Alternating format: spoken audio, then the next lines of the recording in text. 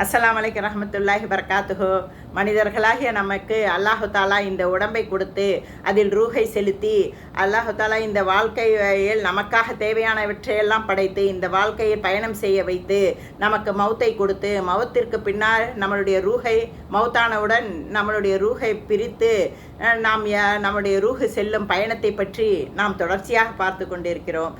அந்த ரூஹானது நாம் இப்பொழுது பிறந்தவர்களாகட்டும், நமக்கு முன்னால் பிறந்தவர்கள் ஆதம் அலைஹிஸ்ஸலாமிலிருந்து மறுமை நாள் வரை பிறக்க இருக்கும் குழந்தை வரை எல்லா ரூஹுகளையும் அல்லாஹு தாலா ஆலமுல் அர்வா ஆன்மாவுகளின் உலகம் என்ற இடத்தில் அல்லாஹு தாலா படைத்து விட்டான். அவ்வாறு படைத்தவுடன் அல்லாஹு தாலா எல்லா ரூஹுகளையும் பார்த்து அதில் நாமும் தான் இருந்தோம் பார்த்து அலஸ்து ரப்பிக்கும், நான் உங்கள் ரப்பு இல்லையா என்று கேட்டான். அப்பொழுது நாம் எல்லாம் ஆம் ரப்பே, காலபலா, ஆம் ரப்பே, நீ எங்கள் ரப்பு தான். அப்படி என்றால் நாங்கள் உனக்கு அடிப்பணிவோம், உன்னுடைய கட்டளையை கீழ்ப்படிந்து நடப்போம் என்று நாம் அல்லாவுக்கு உறுதிமொழி கொடுத்து விட்டோம். அவன் உறுதி கேட்டான், நாம் உறுதிமொழி கொடுத்து விட்டோம். அதை நாம் குழந்தையாக பிறந்து மனிதர்களாக ஆன பிற்பாடி நம்மளுடைய செயல்திறன்களிலிருந்து நல்ல அரண்களை செய்பவர்களும் இருக்கிறோம், நாம் அநீதி செய்பவர்களும் இருக்கிறோம். குற்றம் செய்யும் பொழுது நாம் நினைத்து பார்க்க வேண்டும், நாம் அல்லாவிடம் நாம் வாக்குறுதி கொடுத்து விட்டு வந்தோமே, நாம் இந்த வாக்குறுதியை மீறி நடக்கிறோமே என்று அந்த வாக்குறுதியை நாம் யோசித்து பார்க்க வேண்டும்.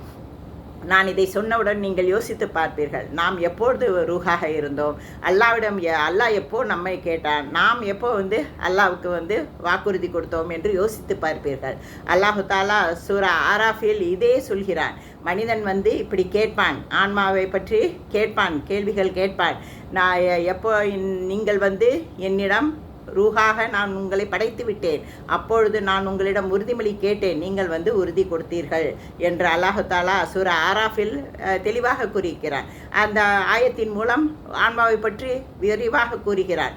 நாம் அல்லாஹு தாலாவுடைய அந்த பேச்சை அந்த பேச்சு குரானின் மூலமாக நமக்கு தெரிவிக்கிறது.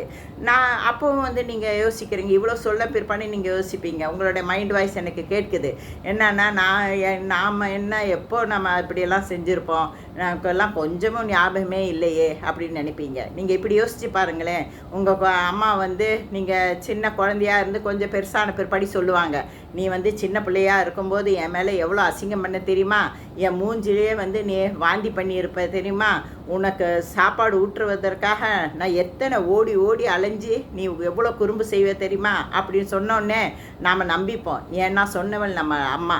அதே மாதிரி நம்மை படைத்தவன் அல்லாஹு தாலா குரானின் வாயிலாக பேசுகிறான். நமது நபிகள் ஸல்லல்லாஹு அலைஹி வஸல்லம் அவர்கள் நம்மளுக்கு அந்த குரானை நம்மை காட்டி கொடுத்திருக்கிறார்கள்.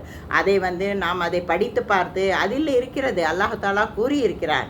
நாம் இதை பற்றி ஆன்மாவை பற்றி ஜாஸ்தியாக நம்ம கேள்வி கேட்டோம், நாம் சிந்தித்து பார்க்கவும் முடியாது. ஏன்னா அல்லாஹு தாலா அதையும் சூராவில் குரானில் நமக்கு தெரிவிக்கிறான். இஸ்ரா சூராவில் அல்லாஹு தாலா கூறுகிறான், நீங்கள் அவ்வளோ உங்களுக்கு கல்வித்திறன் கிடையாது, ஞானம் கிடையாது, நாம் கொடுத்திருக்கிற ஞானம் அளவு தான் உங்களுக்கு இருக்கிறது.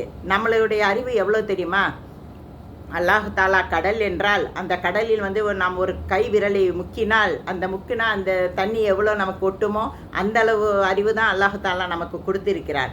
அல்லாஹ்வுடைய அறிவு அந்த கடல் பரப்பளவு அளவு இருக்குது. அதனால் நம்மளுக்கு எவ்வளோ அறிவோ அவ்வளவுதான் நமக்கு சிந்திக்கும் திறன் இருக்கும். நாம் அதிகமாக நாம் இதை பற்றி யோசிக்கக்கூடாது. அல்லாஹு தாலா குரானில் கூறிவிட்டான், நமது கண்மணி நாயகம் அவர்கள் நம்மளுக்கு தெரிவித்து விட்டார்கள், அதை நாம் நம்ப வேண்டும். நாம் ஈமான் கொண்ட முஸ்லீம்களாக இருந்தால் நாம் நபிமார்கள் மீது, புத்தகங்கள் மீது, அல்லாஹ்வுடைய பேச்சின் மீது, மறுமை நாளின் மீது, அல்லாஹு தாலா நமக்கு மௌத்து வைத்திருக்கிறான், நமக்கு திருப்பி எழுப்புவான், கேள்வி கணக்கு இருக்கிறது, சொர்க்கம் நரகம் இருக்கிறது, இத்தனையும் நம்பிக்கை செய்தால்தான் நாம் ஈமான் உள்ள முஸ்லீம்களாக இருப்போம்.